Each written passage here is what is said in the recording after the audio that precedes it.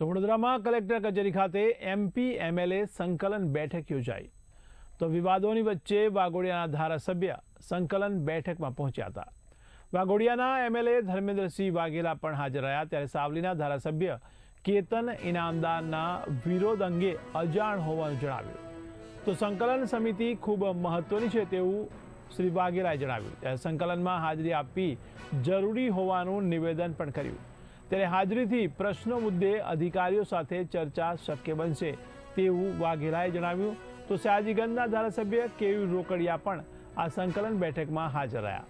તો પ્રશ્નોના નિરાકરણ માટે સંકલનમાં હાજરી અનિવાર્ય હોવાનું તેમણે જણાવ્યું। તો સયાજીગંજ વિધાનસભાના 2 થી વધુ ગામો જિલ્લામાં સમાવિષ્ટ કરાયા છે।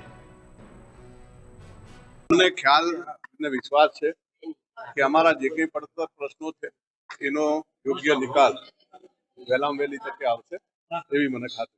अच्छा, प्रदेशમાંથી સૂચના આવ્યા બાદ આ સંકલનમાં ધારાસભ્યો વિરોધ કરવાના હતા એવી વાત હતી। પ્રદેશમાંથી કોઈ સૂચના આવી છે અને ધારાસભ્યો હાજર રહેવા એવો કોઈ ધારાસભ્યો વિરોધ કરવાના છે એવી કોઈ વાત જ નથી। સંકલનની અંદર કોઈ પણ ધારાસભ્યને વ્યક્તિગત કામ હોઈ શકે એના માટે ના આવ્યા હોય, બાકી કોઈ સંકલનનો વિરોધ કરવાનો પ્રશ્ન નથી। આપ સંતુષ્ટ છો જિલ્લા કલેક્ટરના બિલકુલ મારા ધ્યાનમાં નથી વિરોધ કર્યો છે કે નહીં, પરંતુ અંદર ગર્ભાવતીના ધારાસભ્ય બેઠા છે, વાઘોડિયાના ધારાસભ્ય અમારી સાથે ઉપર આવી રહ્યા છે। તો ધારાસભ્ય તરીકે કલેક્ટર સંકલન બોલાવે, મ્યુનિસિપલ કમિશનર બોલાવે, પોલીસ કમિશનર બોલાવે, આ વહીવટી રીતે ખૂબ સરળ પ્રક્રિયા, સારી પ્રક્રિયા છે, જેના કારણે અમે પ્રજાના પ્રશ્નો જે અમારા સુધી સીધા આવ્યા એને તંત્ર સમક્ષ મૂકી શકીએ છીએ।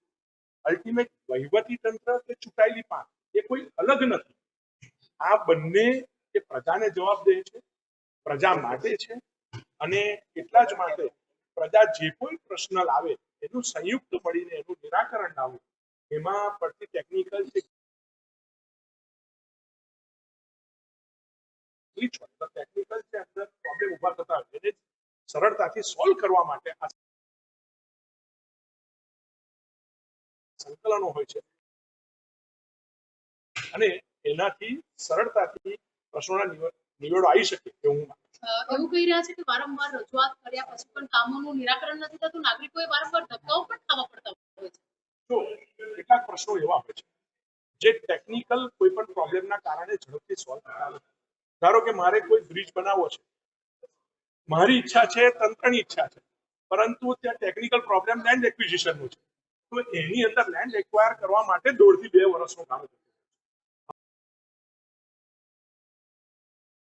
હવે આવા કેટલાય પ્રશ્નો હોય છે જે ટેકનિકલ કારણસર શક્ય હોતા નથી। બાકી વહીવટી તંત્ર હોય કે ચૂંટાયેલી પાંખ હોય, આ બંને એ હંમેશા નાગરિકોના પ્રશ્નો સોલ્વ કરવાનો જ પ્રયત્ન કરે।